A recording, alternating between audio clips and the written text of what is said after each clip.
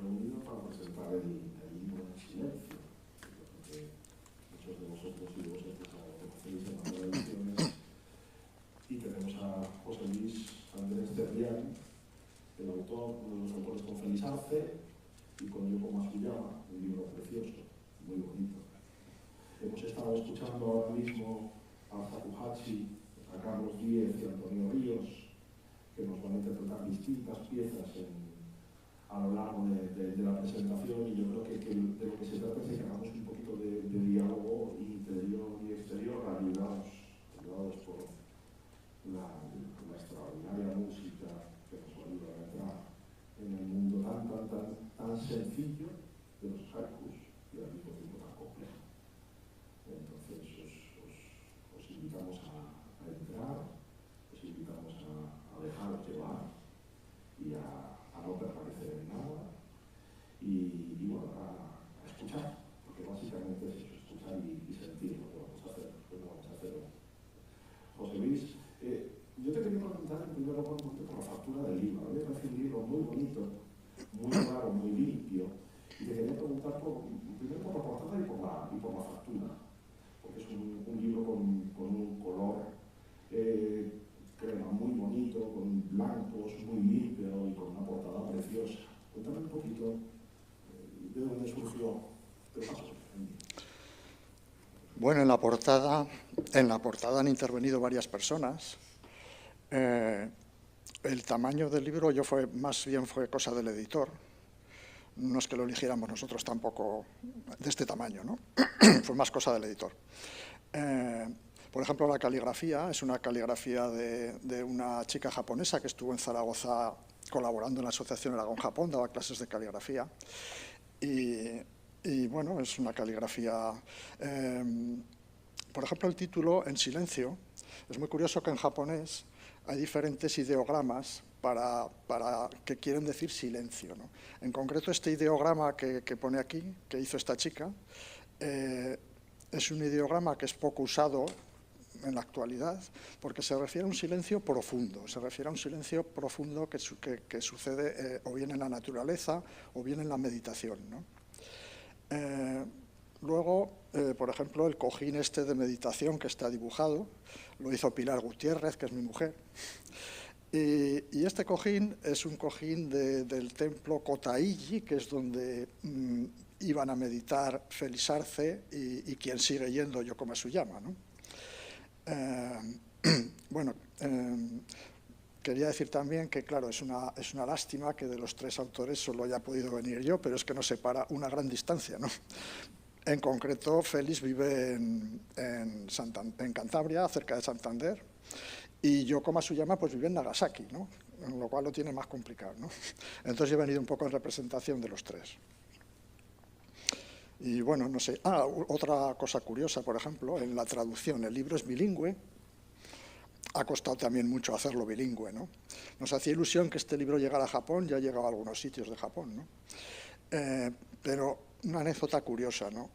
Por ejemplo, en la traducción del subtítulo, ¿no? De Haiku y Zen, la mirada atenta, esto lo hizo Kumiko, que creo que no ha venido, me parece que no ha venido, que es la presidenta de la Asociación Aragón-Japón. Entonces fue muy curioso porque decía, es que la mirada atenta, ¿qué es eso? Decía, claro, Haiku y Zen, bien, son dos ideogramas o cuatro, pero la mirada. Y entonces ella tradujo Haiku y Zen, la mirada. Digo, pero la mirada, ¿no le vas a poner atenta? Dice, eso en japonés es absurdo. Se supone que ya la mirada es atenta. Entonces no existía una traducción para eso, ¿no? Y así fue como le dije, bueno, pues déjalo, no pongas la mirada. Y en japonés solo pone Haiku y Zen, porque lo de la mirada quedaba un poco absurdo, ¿no?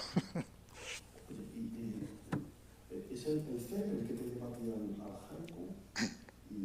Porque también la música que estamos escuchando, que es de una belleza enorme, y que da la sensación que tiene bastante que ver también con los haikus. Es como una respiración, ¿no? Como un aliento que empieza, que se va, igual que el haiku es algo que llega y que se va. Aquí en realidad esta pasión por el haiku viene del Zen también, de la práctica del Zen, ¿no? Sí, en mi caso es una cosa que ha ido a la par. Ya lo cuento un poco en la presentación del libro, que fue en los primeros libros que leí sobre budismo zen hace muchos años. Me acuerdo en concreto uno que se llama El camino del zen, de Alan Watts, en el que en un determinado momento en el libro habla de cultura japonesa y le dedica un capítulo al haiku, ¿no? Entonces es la primera vez que yo leí haikus. En aquel tiempo yo me gustaba pasear por parques y zonas verdes de Zaragoza, llevaba un diario, iba escribiendo pensamientos cortos, cosas que se me ocurrían, aforismos, y a partir de que leí estos haikus, descubrí que algunas de las cosas que yo estaba haciendo se aproximaban al haiku o se parecían, ¿no? Entonces a partir de ahí fue cuando continué, ¿no? Y bueno, mi práctica de zen más formal empezó más tarde, se podría decir que hace 25, 26 años. Y bueno, pues el haiku siempre ha ido ahí, siempre ha estado ahí, ¿no? Lo mismo que también hablaba en el libro de esos paseos meditativos, contemplativos, conscientes, eso también lo llevo haciendo desde hace un montón de tiempo. Y este libro, por ejemplo, es una compilación de haikus. Algunos de ellos los tenías publicados en algún libro anterior de los tuyos. Es una compilación, en cierto modo, también, tanto los poemas, los haikus de Félix como de Yoko, son una compilación que habéis generado. De haikus míos y de Félix es posible, vamos, de hecho seguro, que aparecerán algunos de ellos en otros libros. De Yoko no. Bueno, hay que hablar de... Yo a Yoko no la conozco personalmente, ¿no? Me ha hablado de ella Félix, que es quien la conoce. Es muy curioso cómo se conocieron, no sé si te parece que lo comente. Bueno, Félix, bueno, primero había que decir que yo a Félix lo conocí hace 20 y tantos años, en un retiro intensivo de meditación zen.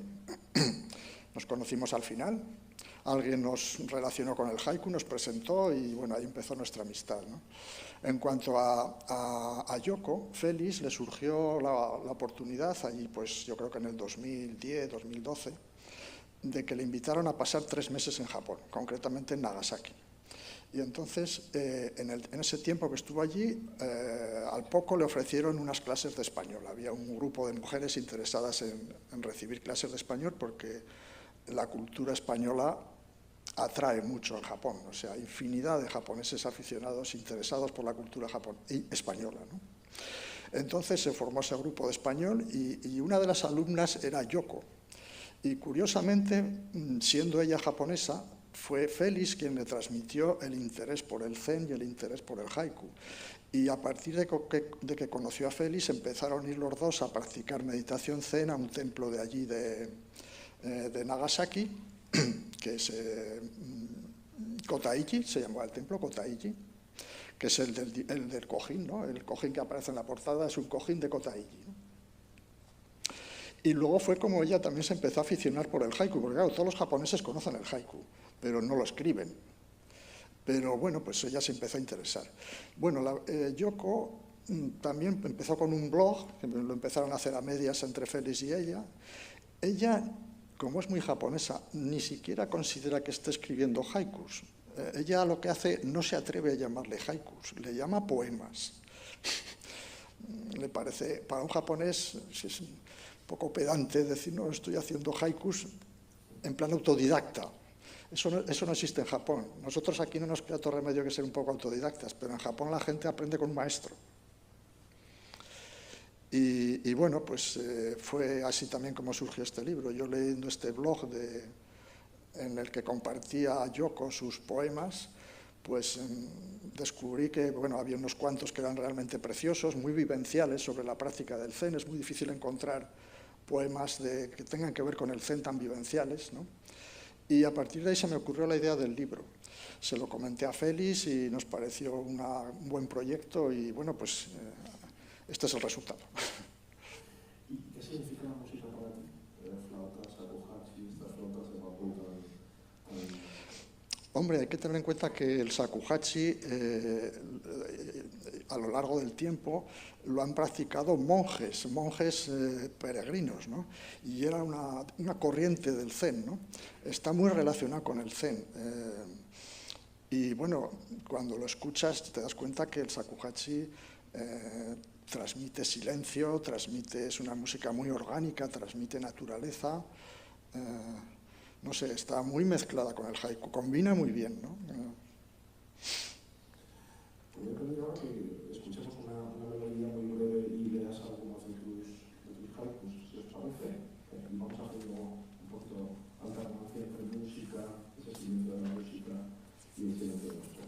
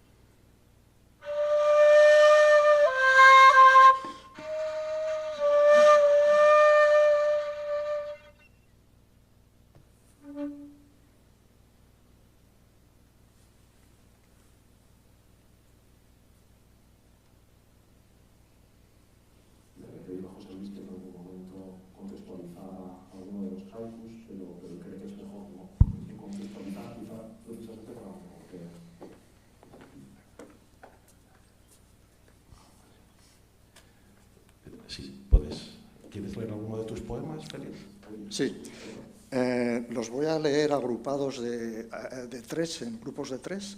El primero siempre será de Félix, el segundo será mío y el tercero será de Yoko, para que los distingáis un poquito los diferentes estilos, ¿no? Bueno.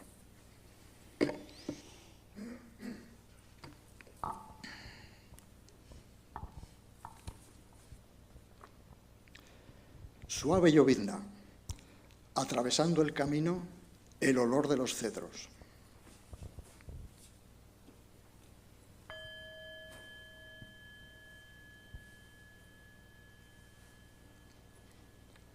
Adentrándome en el bosque de la montaña, el Dharma más puro.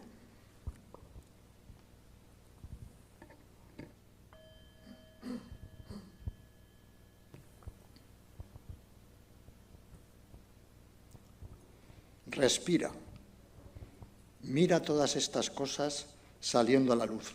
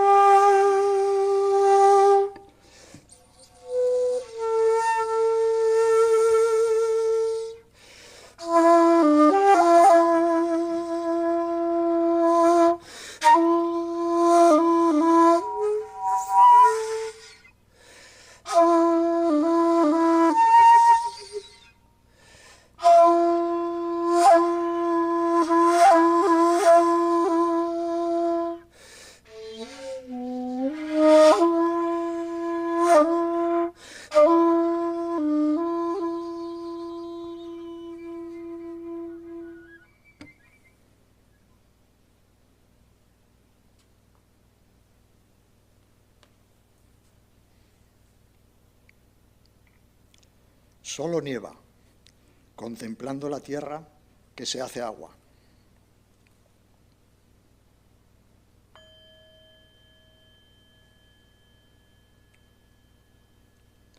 El sonido de la campana atraviesa el silencio, limpiamente.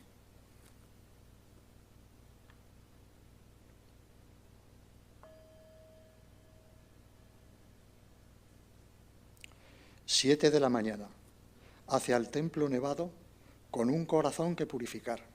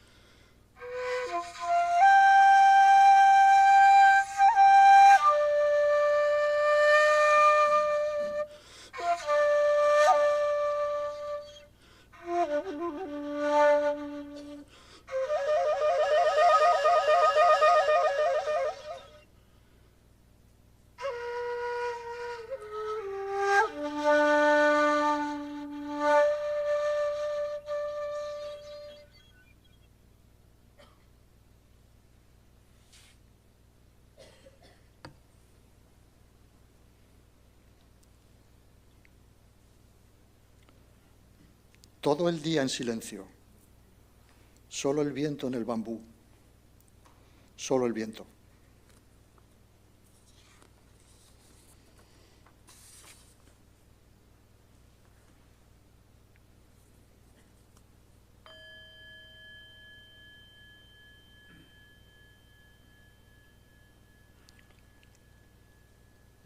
Nada se mueve, ni los árboles zarandeados por el viento.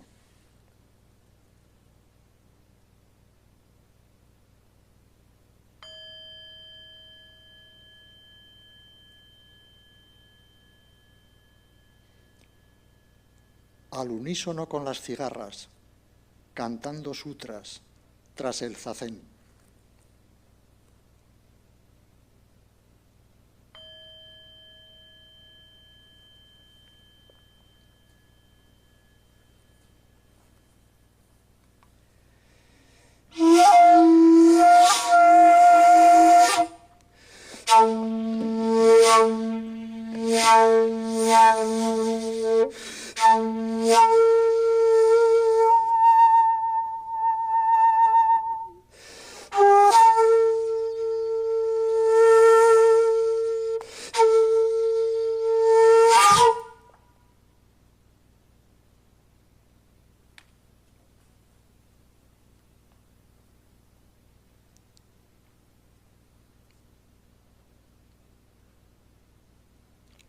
Surge en la niebla y en ella se deshace el peregrino.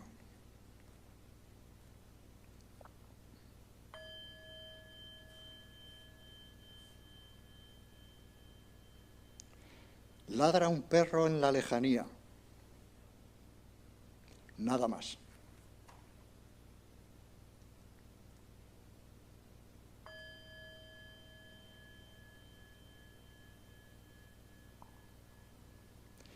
Todavía sentada, diluyéndome en el anochecer.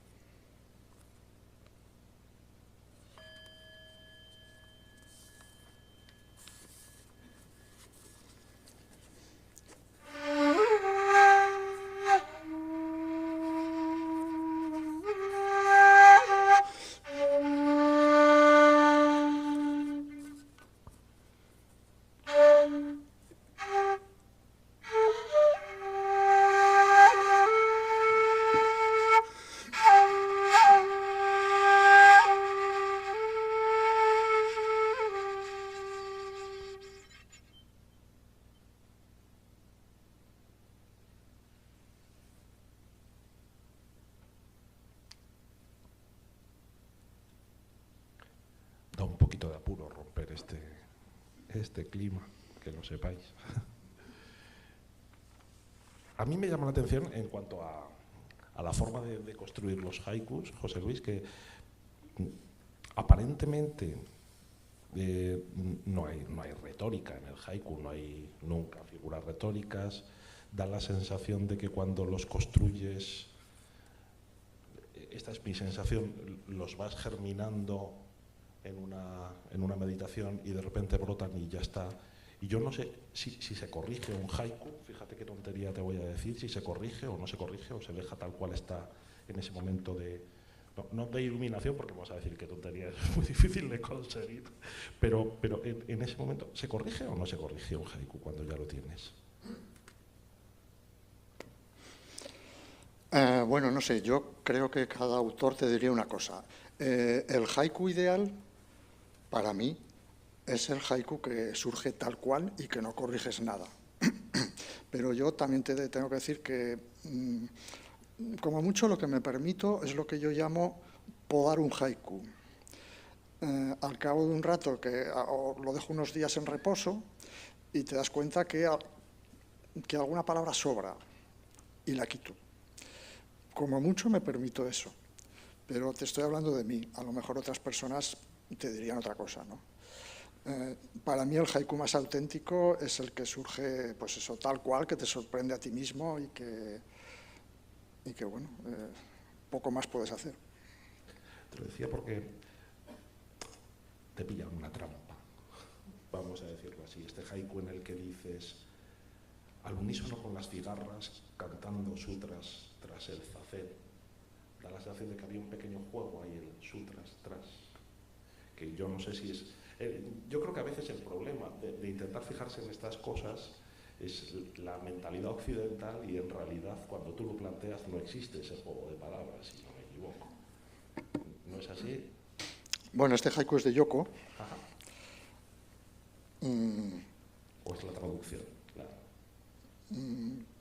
Bueno, yo creo que, a ver, es que claro, el instante, en el momento de que tú vas a hablar del instante, ya ha desaparecido ese instante y estás en otro instante, ¿no? Es complicado, sí. Entonces, bueno, es una, yo en ese haiku entiendo como una sucesión de instantes que está captando, ¿no? Sí. Y, también tengo entendido que en el haiku hay una palabra clave, que es el kigo, que tú, no sé si es por la que tienes que empezar y es en la que tienes en la cabeza y tienes que hacer una pequeña pausa en medio. Técnicamente es así, una palabra clave. ¿Y cómo construyes? ¿Empiezas pensando en esa palabra clave y luego surge, o simplemente dejas que la intuición te vaya llevando? Bueno, yo en los haikus, en la mayoría de los haikus, yo no tengo nada en la cabeza, no construyo nada, no espero nada y no pretendo escribir ningún haiku. Los mejores haikus son los que te sorprenden a ti y se podría decir que son anónimos. Los más flojos son más míos. Entonces, no sé, te puedo poner un ejemplo de algo que... Hay un haiku que aquí no aparece, porque son más recientes, de lo último que he escrito, pero un poco para que veas el proceso, ¿no? Que no hay tal. Yo voy conduciendo un coche, mi coche, venimos de Cantabria, después de muchos días de no llover, de sequía, ese día llueve. Aparece un camión, voy a pasar el camión y de repente me doy cuenta que ese camión surge un haiku, me surge un haiku inmediatamente. Día lluvioso, transporta un camión pinos talados. Ese es el haiku. Día lluvioso, transporta el camión pinos talados. En ningún momento se me había ocurrido a mí pretender escribir nada. Yo iba conduciendo. Pero al ver eso, ¡boom!, es un haiku. Si es bueno o no, bueno, hay que dejarlo ahí. Claro, lo curioso, a la gente que escribe desde un punto de vista occidental, yo creo que nos choca mucho esta limpieza y el hecho de despojarse un poquito del ego, que yo creo que es muy necesario cuando estás... Porque en realidad lo que hacéis cuando escribís haikus es un poco el fruto de una actitud contemplativa y también de estar muy abierto al asombro, me imagino. Porque este haiku procede del asombro, un momento en el que tú te encuentras algo que te sorprende, pero hay que estar predispuesto a asombrarse. Y yo creo que es algo que no tenemos muy facturado, muy elaborado, ¿no es así? ¿Cómo lo ves? Bueno, aparte del asombro, por ejemplo, Basó, el gran maestro del haiku, definía el haiku como: haiku es lo que está sucediendo en este lugar y en este momento. Entonces, un haiku es algo que surge de eso, de un instante. Entonces, tú no puedes hacer nada porque surja, pero de alguna manera hay ciertas cosas que propician que pueda surgir. Por ejemplo, una pregunta muy importante en relación a esto, ¿no? El hacérsela esa pregunta. Yo invito a todos ahora a haceros esa pregunta. La pregunta es: ¿qué está sucediendo ahora? ¿Qué está sucediendo ahora, en este mismo instante? ¿Qué está sucediendo?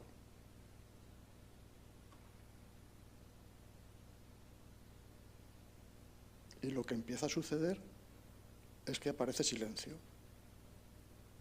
que la mente se retira, porque la mente no existe en el instante presente. Y surgen muy pocas palabras. Y esto propicia el haiku. Entonces es estar receptivo, es que se conectar con el ahora, es estar receptivo al instante presente. Eso es lo que uno puede hacer, en cierta medida, ¿no? a través de meditación, a través de paseos contemplativos, de paseos, ¿no? Y de estar en eso, en el instante presente, procurando estar en el instante presente. Comentándome un poquito, ya había leído a Basó hace muchos años, ya te comenté, en un libro de Hiperión que me parecía fascinante, y luego había leído haikus de otros autores que yo creo que no son haikus en realidad, eso lo hablamos hace un poquito, los haikus de Benedetti o quizá alguna de Machado podría acercarse un poquito más a esa actitud, pero hoy me salta, pero llamaba la atención a la hora del haiku, sobre todo. Recuerdo que Basó andaba en el siglo XVIII con un cesto de mimbre en la cabeza, ¿verdad? Para que desapareciera el ego por completo, y con su flauta también, e iba en todo momento despojándose de sí mismo y observando la realidad, y así es como iba construyendo su poesía. ¿A ti te ayuda el haiku a meditar? ¿Te ayuda a situarte quizá? ¿O te está preguntando un lego de Zen, ¿eh? Ya. Hay mucha gente que hacéis Zen, vais a decir, pero qué tonterías está preguntando esto. Pero es algo que a los que no hacemos Zen habitualmente nos llama la atención, ¿sí? Es lo que decía antes, lo que más ayuda, lo que más puede ayudar a que surjan haikus es esa conexión con el instante presente, que se produce de varias maneras. Por ejemplo, en la práctica de la meditación zen, de estar en la respiración, de estar en el instante presente, o en los paseos contemplativos, o no sé. Es que poco más se puede hacer. Yo tengo una ventaja para escribir haikus, y es que no he escrito poesía occidental. Entonces no estoy contaminado, se podría decir, en ese sentido. Cuando tú nombras otros autores conocidos, que Benedetti y tal, que han intentado hacer haiku, y pasa mucho a la gente que aquí que escribe haikus, lo que suelen hacer en la mayoría de los casos es poesía breve, o sea, poesía de aquí breve, pero siguen con el esquema de aquí. No se percibe esa conexión con el instante presente, con la naturaleza, con tal, ¿no? Eso pasa mucho. Sin embargo, mucha gente está convencida de que hace haikus, pero el simple hecho de que tenga una métrica de 5-7-5 similar y que aparezca una palabra de estación no quiere decir que sea haiku. Está otra cosa que se llama sabor a haiku. Tiene que tener sabor a haiku. Y aunque cumplas esas pautas, pues un japonés te diría, no.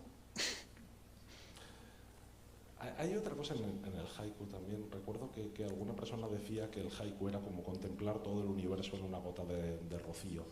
Es decir, todo estaba encerrado ahí, del mismo modo que todo el universo puede estar encerrado en un haiku. Que es una cosa muy curiosa porque en realidad esto lleva funcionando durante siglos, supongo, esta forma de ver el mundo.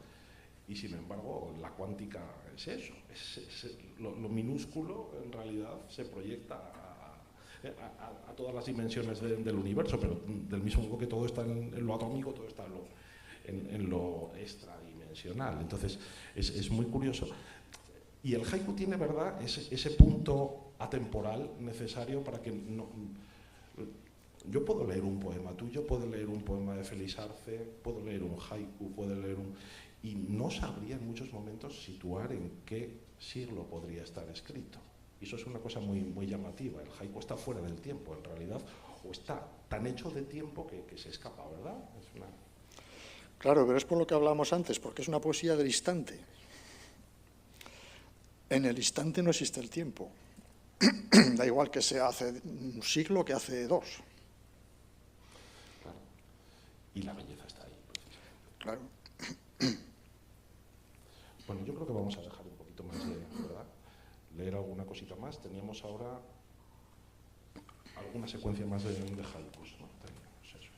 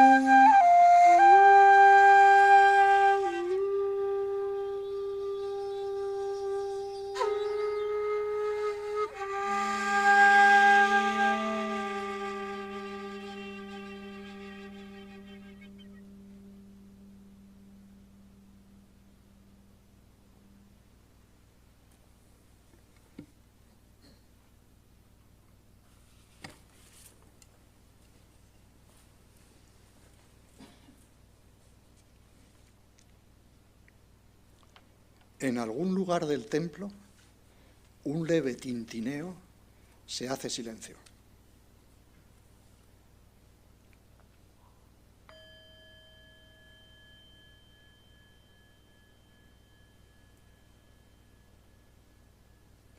Cara a la pared, qué amplios horizontes se divisan.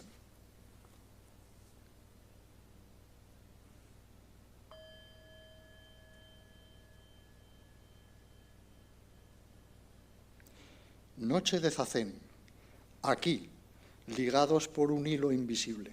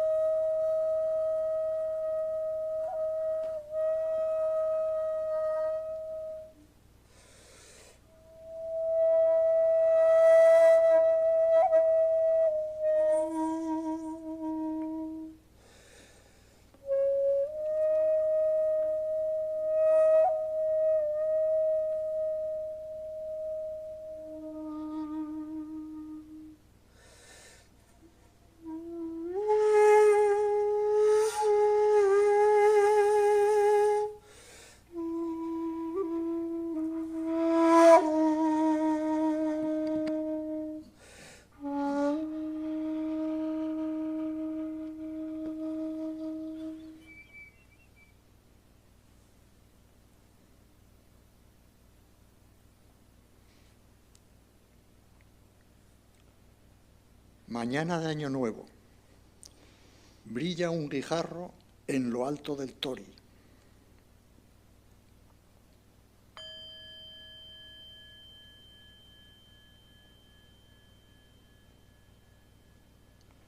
Almendro en flor entre las viejas tumbas. Olor a miel.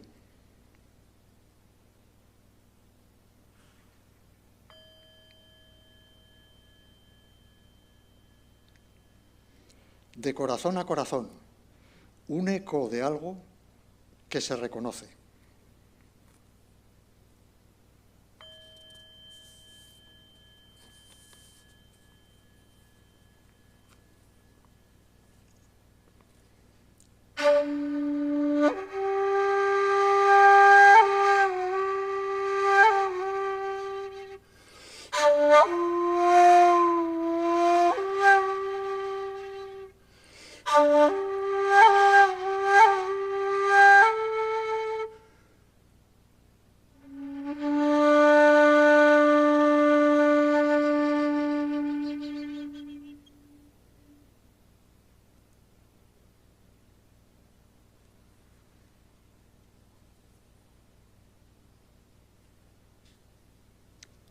A punto de romperse el brillo de la nieve sobre el bambú.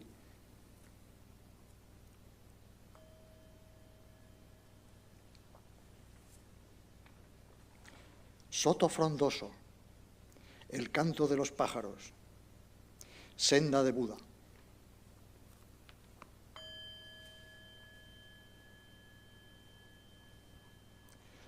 Templo zen, la quietud de mi alma bajo las estrellas.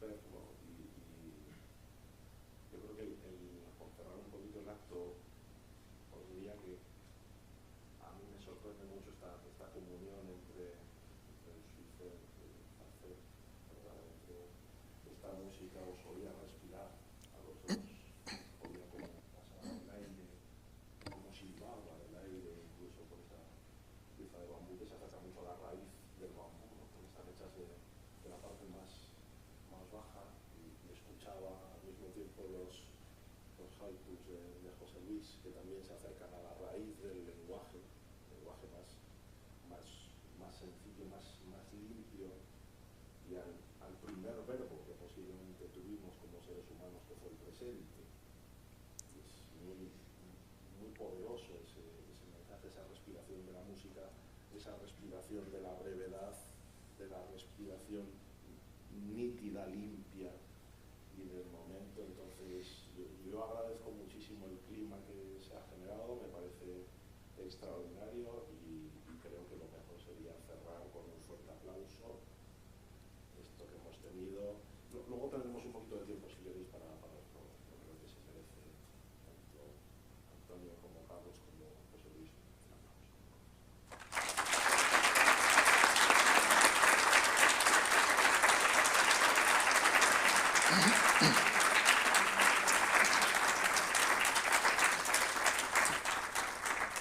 ¿Hay tiempo para una pregunta? ¿Sí? ¿Queréis formular alguna pregunta? El micrófono.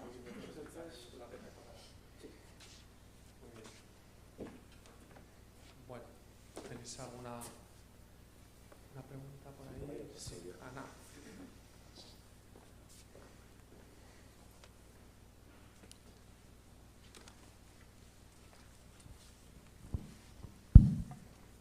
Pues una pregunta para José Luis. Nos has hablado del espíritu del haiku, de lo que latía dentro, del instante. Yo quería hacerte una pregunta como sobre lo más formal del haiku. Has hablado de una palabra ancla, sobre si tiene una métrica. ¿Cuál es esta, no? Si tiene unas reglas compositivas. Sí, la regla más básica es un poema de 3 versos, 17 sílabas y 5-7-5. Esto es aproximado. Es una tendencia, ¿no? No quiere decir que porque un poema no cumpla esos requisitos no sea haiku, ¿no? La segunda sería la palabra de estación. Tiene que haber en el haiku una palabra que se refiera a una estación del año, que es la que produce una conexión con la naturaleza en el haiku, ¿no? No necesariamente tiene que ser la palabra, por ejemplo, otoño o primavera, puede ser una rana, puede ser una mariposa, puede ser una montaña, puede ser la lluvia, puede ser... en Japón existen, estas palabras de estación en japonés se llama kigo. En japonés existen libros con recopilaciones de palabras de estación, con recopilaciones de palabras de kigo, ¿no? Para que la gente sepa cuáles son las autorizadas y hay miles ya. Pero bueno, con la palabra de estación pasa lo mismo. No quiere decir que que si un poema no tiene palabra de estación no es un haiku, ¿no? A mí, por ejemplo, hay un haiku de Basho que me gusta mucho, para mí casi es de los mejores, ¿no? A ver si me acuerdo cómo dice. Dice: este camino nadie ya lo recorre, salvo el crepúsculo. ¿Cuál es la palabra de estación? No hay. El crepúsculo, no hay. Sin embargo, es una cosa preciosa, ¿no? Por eso quiero decir que, bueno, serían un poco... Digamos que es una tendencia a que eso suceda, pero sin que sea tan... limite tanto, sin que coarte tanto, ¿no? Y fíjate, aunque el haiku, disculpad, pero aunque el haiku no tenga, digamos que no tiene retórica, pero sí que tiene una carga de simbología muy potente. El famoso haiku aquel de la rana que se zambulle en el agua, de Basho, que dicen que lo dijo justo antes de morir y que aludía un poquito a que él mismo estaba cambiando de medio, pero que iba a seguir viviendo en el otro medio. esa es una interpretación que he visto alguna vez. No sé si la compartes o no. No la comparto, no. ¿No? ¿Tú crees que simplemente no había ningún tipo de carga simbólica ahí? La versión que yo he leído, a ver, puede haber varias versiones, ¿no? La versión que yo he leído de ese haiku, que es un haiku histórico, es un haiku famosísimo en Japón, ¿no? El viejo estanque, salta una rana, el sonido del agua.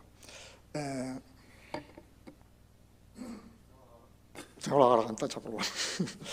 Bueno, lo que se cuenta respecto a ese haiku era que Basó era practicante del Zen, era seguidor del Zen, tenía un maestro que concretamente se llamaba Buko. Entonces, ¿cómo surgió ese haiku? Parece ser que Basó estaba un día en su cabaña, vivía en una cabaña, él peregrinaba muy a menudo, pero había temporadas que no. Parece ser que cerca de la cabaña había un estanque, un viejo estanque, y él estaba ahí sentado y apareció por allí su maestro Zen, que era Buko, con otros poetas que le fueron a hacer una visita, ¿no? Y bueno, entre maestros y discípulos era habitual que el maestro le hiciera preguntas para mirar cuál era su grado de comprensión en cuanto al despertar, en cuanto a la iluminación, ¿no? Entonces parece ser que en un determinado momento el maestro Buko le preguntó a Basó, muéstrame tu comprensión, ¿por dónde vas? ¿Cómo te va la cosa? Dime algo, a ver. En ese momento saltó una rana y Basó dijo, el viejo estanque salta una rana al sonido del agua. Y el maestro dijo, bien, vas muy bien. Pero, ¿qué hubiera pasado si en lugar de la rana hubieran pasado unos patos por el cielo? Pues hubiera sido otro haiku. Él hubiera contestado lo que estaba sucediendo en el instante presente. Hubiera dicho, bandada de pájaros, grandidos, no sé qué, ¿no? O sea, entonces es esa conexión con el instante presente que está en el haiku y es lo que se busca en el Zen. No hay retórica, no hay metáfora, no hay símbolo. No, nada. Nada.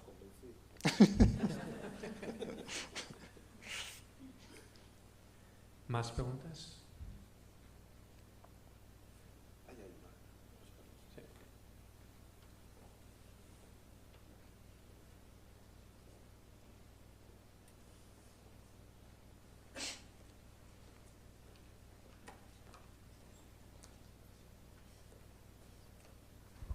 Sí. Sí. Quería preguntarte que, como siempre dices, que instante tras instante es lo que sucede a la hora de que surja un haiku. O sea, que puede ser en este instante, pero a mí me suceden muchas cosas en el instante y no son todas de calma.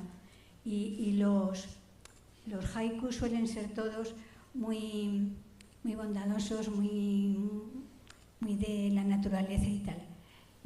Tiene que ser en un estado vacío, o sea, que estés, pues eso, vacío de muchas cosas. O hay algunos haikus que dejan entrever el estado emocional en el que estás. Bueno, hay muchos tipos de haikus, hay muchas clases de haikus. Quizá en este libro nos hemos centrado más en haikus surgidos como consecuencia de una práctica meditativa, pero no todos los haikus son así. Hay haikus pues son más objetivos, más existenciales, no sé, y no siempre reflejan buenos momentos.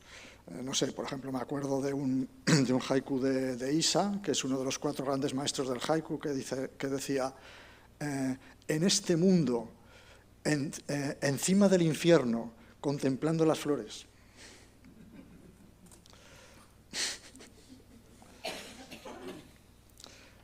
Y hay una variedad de haikus. Otra cosa que decía, por ejemplo, Basó, era que decía, para escribir haiku, búsquese un niño de 1 metro de alto. Y esto es literal. O sea, las líneas aéreas japonesas convocan todos los años un concurso de haikus para niños Y yo cuando hablo de haiku tengo unos cuantos guardados, lo que pasa que no me acuerdo de estos, ¿no? Para deciros ahora alguno. Pero hay auténticas preciosidades de chavales de 6 años que te quedas boquiabierto, ¿no? Entonces, claro, ¿quién mejor puede percibir el instante presente que un niño de 6 años que se queda embobado viendo algo, ¿no? Luego viene, a mí, no sé, es muy curioso, yo os decía que hacemos una práctica, o bien individual o en grupo, de paseos conscientes, contemplativos y tal, y me acuerdo una vez que hicimos un paseo por el Galacho de Juslibol, que es un sitio muy bonito, es un sitio precioso. Nosotros volvíamos ya, llevábamos como una hora y pico de paseo, y coincidimos con un grupo, pasamos por el medio, por un grupo que estaban haciendo una actividad que hacen allí de un paseos naturalistas, en donde estaban unos monitores con unos chavales enseñándoles y diciéndoles, a ver, ¿cómo se llama este árbol? Este árbol se llama álamo. Venga, ¿y cómo son las hojas? ¿Qué nombre tienen? ¿Y este otro? Y tal. Entonces nosotros pasamos entre medio en silencio. Y claro, está muy bien lo que hacían, pero si todo consiste en eso, si todo consiste en poner nombres a las cosas, en etiquetar, en echar combustible a la mente, pero luego te olvidas de contemplar, que es lo que luego te va a dar sentido a tu vida. Pero claro, ¿cómo haces un examen de contemplar? Es muy complicado. O, por ejemplo, cuando alguna vez me voy al jardín botánico y veo que entra un colegio y van todos los niños corriendo, se fijan en el cartel que con el nombre del árbol y apuntan y se van. Y me acuerdo de una frase muy buena de un autor muy conocido, Joseph Cartole, que decía, esto se llama roble, pero no es un roble.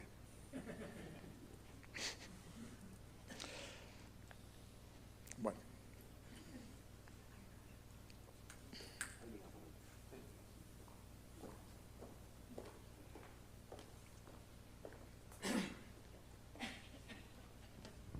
¿Cuándo se tiene constancia en esa milenaria cultura que es Japón de los primeros haikus?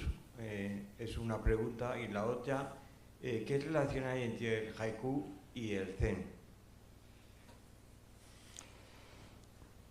Bueno, yo he leído libros de haiku, pero que tampoco es que yo sea un estudioso del haiku. Pero Basó, que se considera el primer gran maestro del haiku, creo que era del siglo XVII o así. Antiguamente, antes de Basó, se escribían haikus, ¿no? Pero ¿qué pasaba? Que eran una especie de pasatiempo, eran un poco un juego de palabras, un pasatiempo. Digamos que Basó, a partir de su práctica del zen, ¿no?, de esa fusión que él hace con su práctica de zen, lo que le añade al haiku es hondura. Le quita esa trivialidad, había mucho haiku trivial, ¿no? Eran poemas cortesanos, ¿no? Sí, sí. Y el haiku era un fragmentito de ese poema. Entonces, en cuanto a lo que comentas de la relación entre el haiku y el zen, pues, a ver, no toda la gente que escribe haiku tiene que ver con el zen. Hay algunos autores que sí y otros que no. Por ejemplo, pues, de los 4 grandes maestros del haiku, el único que tenía que ver con el zen era Basó. Los otros son Buzón, que era pintor.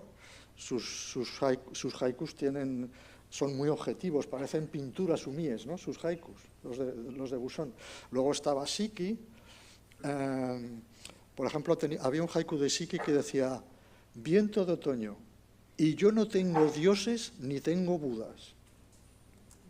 Era el agnóstico, ¿no?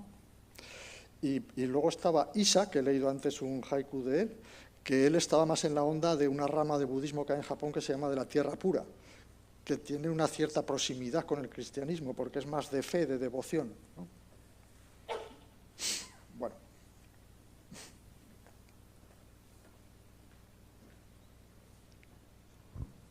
Hola, me gustaría hacer una pregunta sobre el tema del shakuhachi, y es que si siguen también unas normas muy estrictas de composición, por un lado, y si vosotros componéis también.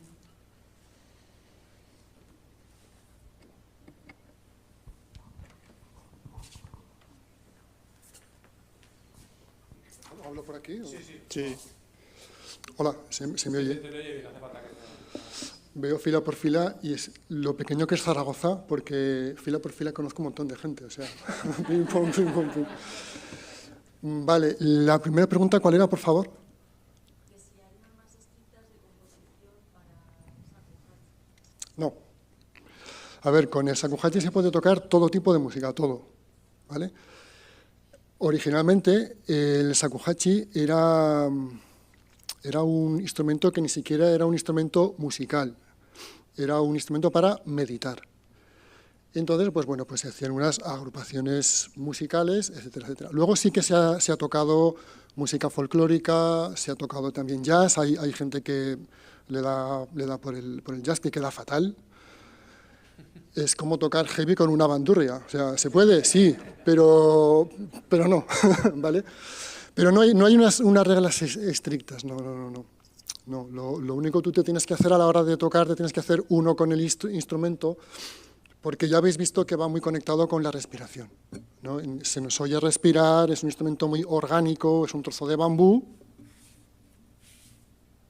donde para los que estéis aquí más cerca, veis que esto es la raíz. Se corta la raíz, se seca, se deja un año, se laca por dentro, etcétera, ¿no? Pero eso, ¿y la segunda pregunta cuál era? Era sobre la composición, sí. No, pues eso, no, que no hay unas... No, o sea, hay compositores contemporáneos, pero bueno, que ellos tienen sus propias reglas. Eso. Pero vosotros no componéis. Sí, pero a nuestra manera también. Es que ese es parte del encanto que tiene. Es muy simple, a la vez es muy complejo, pero te da mucha libertad a la hora de interpretar y a la hora de tocar y de componer. A mí me llama la atención, aprovechando, Antonio, que estás ahí, cuando vibráis, en momentos en los que aprovecháis no solamente el sonido, sino a las veces sino la vibración. Son los nervios. No.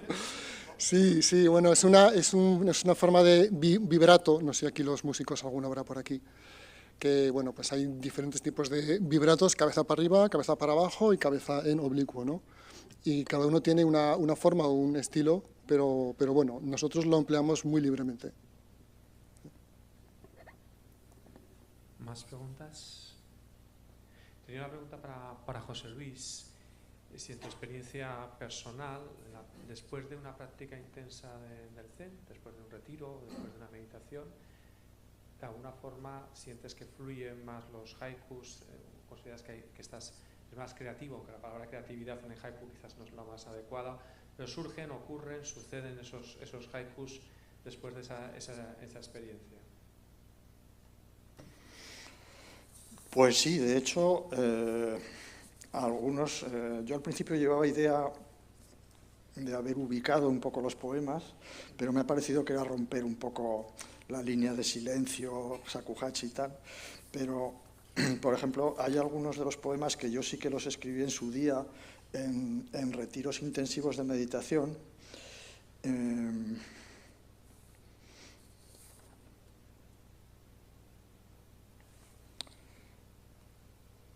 A ver si lo veo. Bueno, por ejemplo, ladra un perro en la lejanía, nada más. Dicho así, si yo no os digo que me ha surgido en un retiro de meditación en el último día y que en el mismo cojín me ha venido esa vivencia, pues es así. Hay algún otro que también... Por ejemplo, algunos habréis quedado sorprendidos cuando he leído el haiku que dice: cara a la pared, qué amplios horizontes se divisan.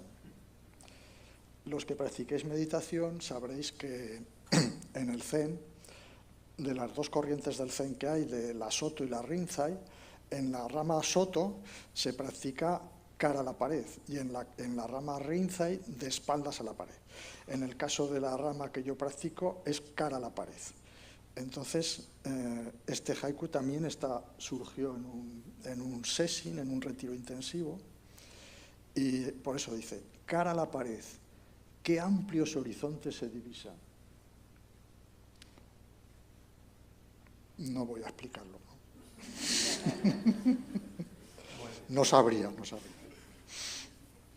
acuerdo, pues muchas gracias. Solo para terminar, anunciarles que no hemos hecho al principio para no romper el clima, que la semana que viene vamos a hablar de Chesterton y vamos a traer a 2 personas y una persona de Zaragoza que nos van a hablar de Chesterton, son del Club Chesterton de Madrid, Maribel Abradelo de Usera y Pablo Gutiérrez Carreras, y luego también nos va a acompañar Ignacio Pérez Soba Díez del Corral. Los 3 nos hablarán de Chesterton, y en la entrada tienen el cartel, será el 4 de junio a las 7.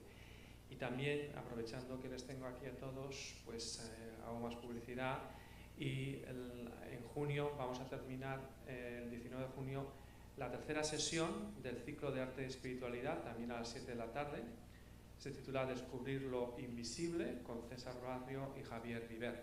Y con esto terminaríamos el ciclo de actividades de este trimestre. Así que ya sé que en el Centro Pinetel intentamos que vengan diferentes públicos con diferentes intereses, pero también aprovechamos para mezclarlos. Es decir, ustedes vienen a lo mejor interesados por el Zen, el silencio, los haikus, los de Chesterton vienen interesados por Chesterton, pero bueno, pues vamos a ver si vamos mezclando, vamos introduciendo y vamos adquiriendo diferentes sensibilidades, que es un poco parte de los objetivos que buscamos en el Centro Pinetel como centro de diálogo. Bueno, pues muchísimas gracias a todos y nos vemos la semana que viene.